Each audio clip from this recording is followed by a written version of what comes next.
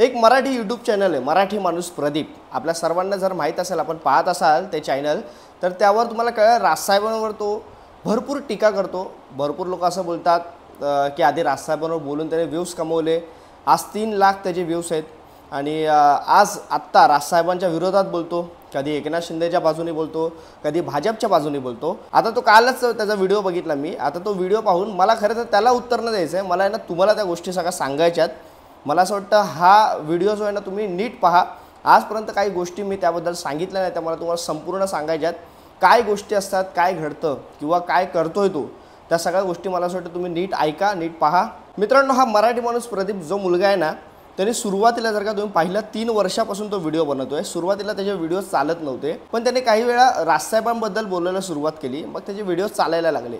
मग तो थोडं पुढे गेल्याच्या नंतर राजकारणावर बोलायला लागला. तेव्हा ह्याच्या निवडणुका होत्या, तेव्हा त्याचे व्हिडिओ चालले, त्याला प्रतिसाद भरपूर मिळाला. आणि त्याचे जर का तुम्ही पाहिलं तर 6 महिन्यात, गेल्या 6 ते 8 महिन्यामध्ये चांगले लोक व्हिडिओज पाहत आहेत आणि त्याला प्रतिसाद चांगला मिळतो आहे. त्याचा अभ्यासही चांगला आहे, हे मी वारंवार सांगतो. पण मित्रांनो, कसं आहे ना, आत्ता 4 महिने झाले असतील त्याचा अभ्यास जर का पाहिलं तर हा एकनाथ शिंदे किंवा BJP यांच्या बाजूने वळतो. म्हणजे काय, त्या सगळ्या गोष्टी मी तुम्हाला सांगणार आहे, नीट ऐका. आणि मला प्रत्येकजण जे बोलत असतात कमेंटमध्ये की त्याला उत्तर दे, त्याला उत्तर दे, सारखं उत्तर देणं मला गरजेचं वाटत नाही. एकदाच तुम्हाला उत्तर देतो जे काय ते.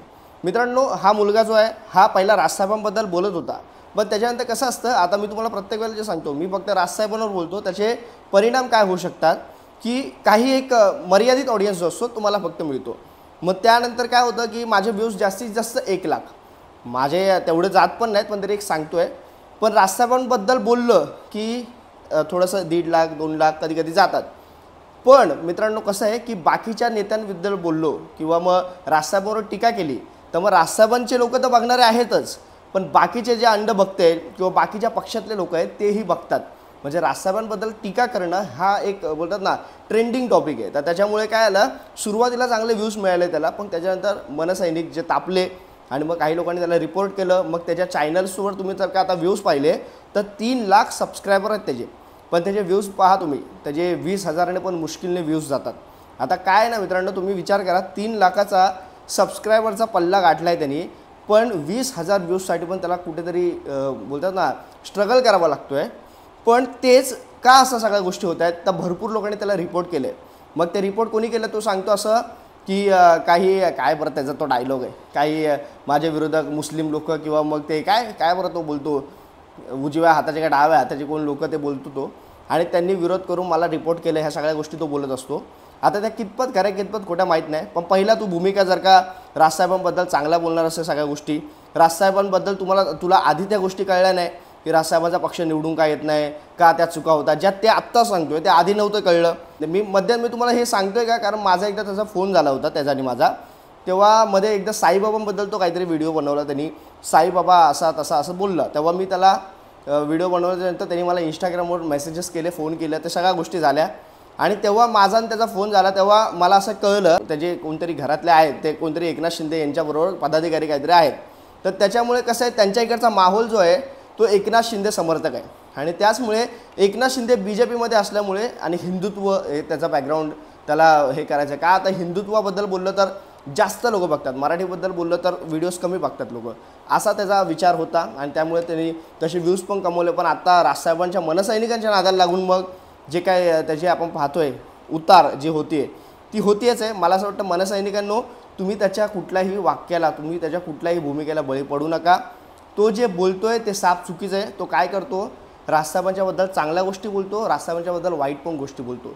म्हणजे बोलतात ना, मारायचं पण आणि मलम पण लावायचा, अशा गोष्टी तो करत असतो. त्याच्यामुळे मला तुम्हाला कळकळीने सांगायचं आहे, त्याच्याकडे लक्ष देऊ नका. कारण जर का तुम्ही नीट पाहिलं तर एकनाथ शिंदे साहेबांबद्दल तो जास्त चांगलं बोलतो. राजसाहेब आणि उद्धव साहेब यांची युती होणार आहे, त्याला प्रत्येक मराठी माणूस आहे ज्याला आवडणारी ही युती आहे. पण हे असे जे मराठी आहेत ना, जे एकनाथ शिंदेबरोबर आहेत, जे BJP बरोबर आहेत, हे लोक आहेत ना, त्यांना ही युती आवडणारच नाही. मी तुम्हाला जे प्रत्येक वेळेला सांगत असतो, जे राजसाहेब आणि उद्धव साहेब किंवा सामान्य मराठी माणूस, या प्रत्येकाला राजसाहेब आणि उद्धव साहेबांची युती आवडणारी आहे. पण राजसाहेबांचे काही स्टेटमेंट जे आता पहलगामचा हल्ला झाला तेव्हाचे स्टेटमेंट ते खरे ठरले.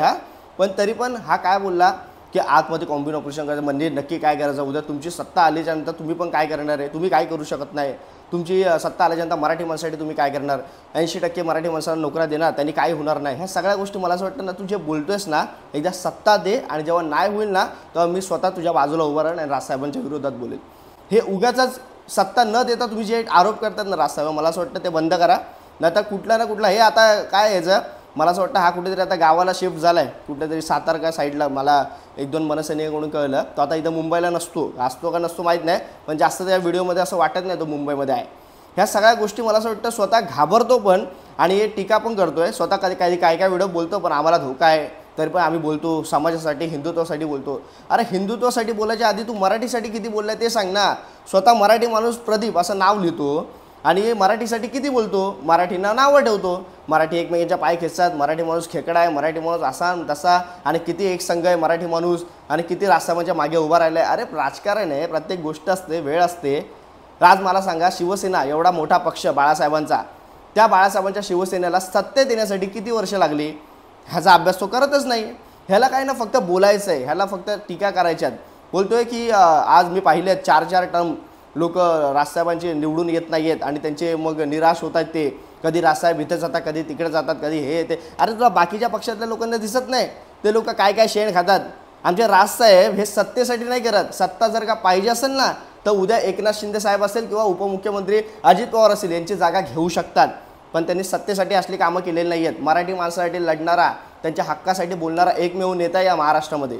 आणि हे सत्तेसाठी करायचं असतं ना, हे आमदार खाली आले होते ना जेव्हा पक्ष सोडला शिवसेना, तेव्हाच हे एकनाथ शिंदेसारखं केलं असतं आणि हे ना मुख्यमंत्री झाले असते.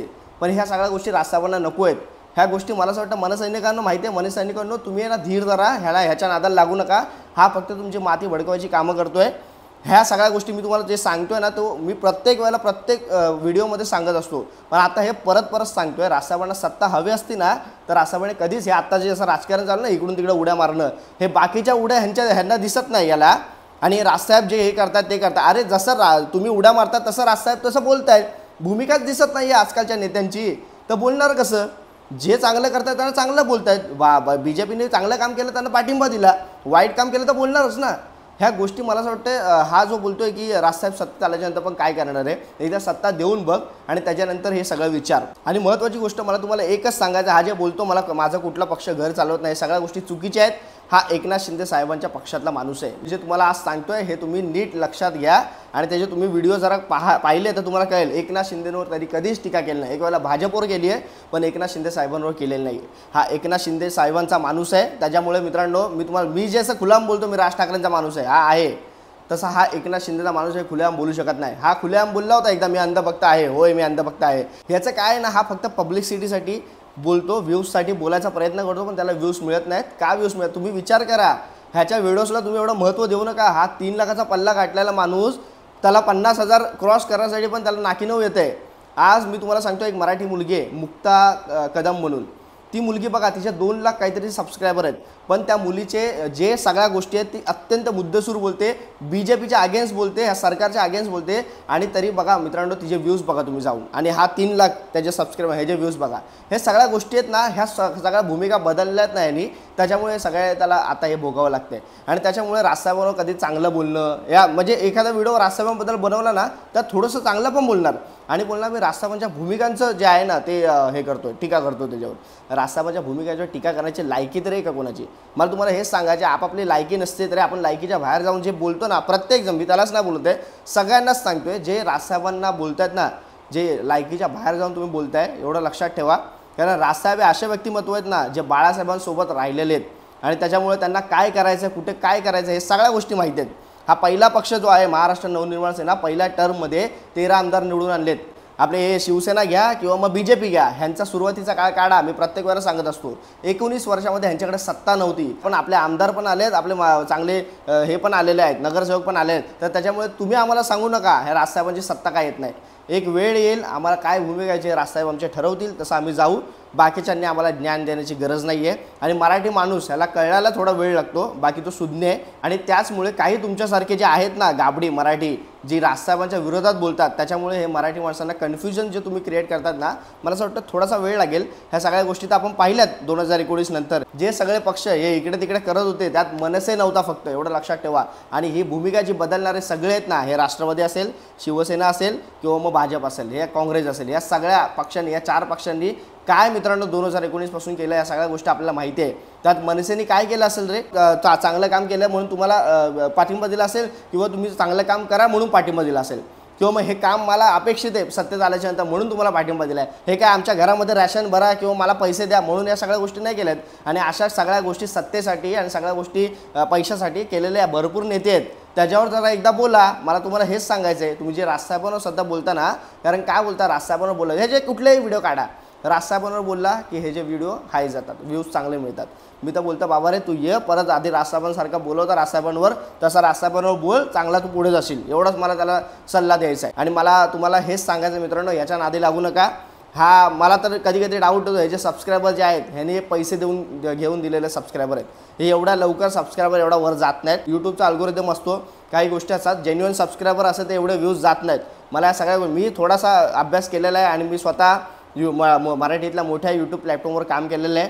त्याच्यामुळे मला सगळ्या गोष्टी माहिती आहेत, कुठे काय असतं, व्ह्यूज का डाऊन होतात, या सगळ्या गोष्टींचा अंदाज आहे. एक वेळ असते, एक आठवडा असतो, 15 दिवसाचा व्ह्यूज कमी होता, माझे पण व्ह्यूज कमी होतात. पण हे जे व्ह्यूज जे आपण पाहतोय 2 महिने झालं लागोपाठ व्ह्यूज कमी होतात, याचाच अर्थ मित्रांनो ह्याला लोक पसंत करत नाही बघायला, आणि ह्यानी काहीतरी जेन्युइन सबस्क्रायबर जे नसणार आहे हे तुम्ही समजून घ्या. आणि त्याच्याचमुळे आपण जे मराठी माणूस हा असा बोलला तसं, ह्याला तुम्ही सिरियसली घेऊ नका, हा कोण नाही आहे.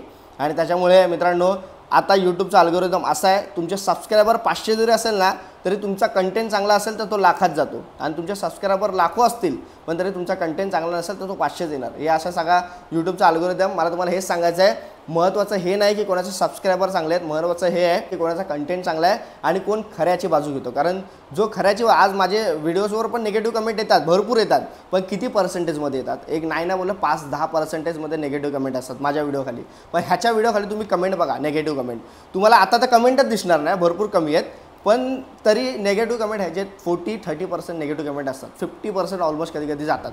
त्या सगळ्या गोष्टीचा यूट्यूब अभ्यास करत असतो आणि यूट्यूबला कळतं की हा जो बोलतो आहे हे चुकीचं बोलतो आहे, त्यामुळे व्ह्यूज त्याचे डाऊन होतात. आणि त्याच्यामुळे मग परत राजसाहेबांवर काहीतरी टीका करा आणि परत सगळ्या गोष्टी करा आणि परत या सगळ्या गोष्टींमागे आपल्याला व्ह्यूज मिळतील असा विचार हा जो आता शेवटचा व्हिडिओ त्यांनी बनवला होता राजसाहेबांबद्दल, तो 1 लाखात गेला होता, म्हणून आता हा परत व्हिडिओ त्यांनी बनवला. ह्या सगळ्या गोष्टी फक्त हा व्ह्यूजसाठी करतो, त्यामुळे त्याला सिरियसली घेऊ नका. मला तुम्हाला एवढंच सांगायचं आहे. आणि मित्रांनो, हा जो मराठी माणूस नाव लावतो आहे, हा मराठी माणूस नाही आहे. हा आपण जे बोलतो आजपर्यंत गुजराती माणूस प्रदीप, हा गुजराती माणूस पण नाही आहे, हा एकनाथ शिंदेचा माणूस प्रदीप आहे.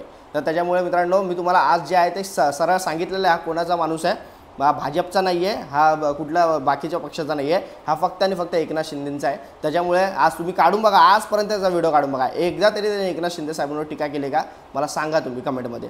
एवढंच मला तुम्हाला सांगायचं मित्रांनो, जाता जाता एवढंच सांगतो, हे सगळे राजसाहेबांच्या विरोधात जे बोलतात ना हे संपणार आहेत. तुम्हाला एकच सजेशन देईल, यांचे व्हिडिओज तुम्ही पाहू नका, आणि पाहिला तुम्ही तर तुम्हाला काय करायचं आहे तुम्हाला चांगलंच माहिती आहे. आणि याचमुळे मित्रांनो मी तुम्हाला सातत्यानं सांगत असतो, मराठीच्या पाठी मराठी माणूस उभा नाही, हे जे गैरसमज करून ठेवलेले आहेत मला असं वाटतं हे आधी मोडून काढा. मराठीसारखा मराठी मागे उभा राहणारा कुठलाच अजून दुसरा हे नाही आहे, आणि मराठी माणसामागे खंबीरपणे उभा आहे. पण काही जे आहेत मित्रांनो असे जे मराठी असून हे बाकीच्या लोकांना पाठिंबा देतात, बाकी मराठींचीच मारतात ना, त्या लोकांना मला असं वाटतं तुम्ही हे घातक, म्हणजे हे त्या UP बिहारपेक्षा पण घातक आहे. तर तुम्ही समजून जा या सगळ्या गोष्टी, आणि तुम्ही समजून जा कोणाचे व्हिडिओज बघायचे आहेत, कोणाचे व्हिडिओज नाही बघायचे आहेत, कोणाला सिरियसली घ्यायचं आहे, कोणाला सिरियस नाही घ्यायचे, या सगळ्या गोष्टी मला असं वाटतं तुम्ही समजणं गरजेचं आहे. तुर्तास सांगतो मित्रांनो, जय हिंद, जय महाराष्ट्र.